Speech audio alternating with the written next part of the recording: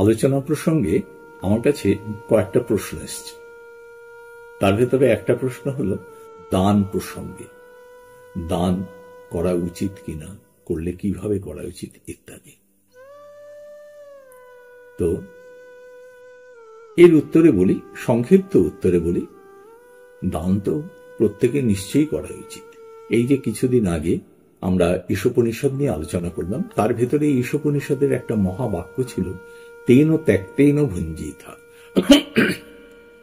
তেন ত্যক্তেন ভুঞ্জিথা, অর্থাৎ যা আমাদের সম্পদ ঐশ্বর্য যা আছে সেটা আমরা যেন ত্যাগের সঙ্গে ভোগ করি।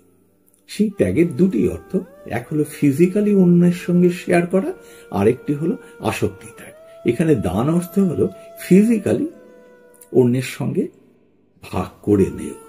সেইটা অবশ্যই করা উচিত এই জন্য, কারণ আমরা যতই ভাবি যে আমি যা আয় করলাম, যা কিছু অর্জন করলাম, তা বোধহয় আমার প্রচেষ্টার জন্যই হলো। প্রচেষ্টার জন্য নিশ্চয়ই হলো, প্রচেষ্টা প্রাইম কন্ট্রিবিউটিং ফ্যাক্টর, কিন্তু তার সঙ্গে আরো অনেক কিছু সংযোজিত হলো, হারমোনিয়াসলি কম্বাইন্ড হলো, তবে আমি রাইট রেজাল্ট পেলাম।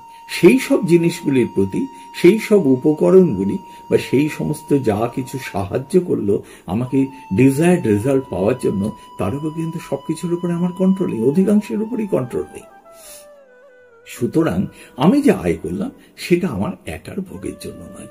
সুতরাং আমার প্রয়োজন মিটিয়ে অবশ্যই কিছু শেয়ার করা উচিত, অন্যদের সঙ্গে শেয়ার করে নেওয়া উচিত।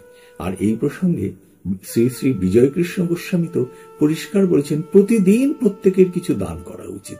দান মানে শুধু যে অর্থদান তা তো নয়, দান মানে পরিশ্রম দান করা যেতে পারে, কাউকে সুপরামর্শ দান করা যেতে পারে।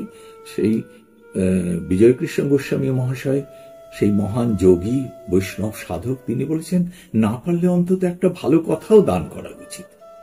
তো এই দান প্রসঙ্গে গীতাতে ভগবান শ্রীকৃষ্ণ বিস্তারিতভাবে আলোচনা করেছেন।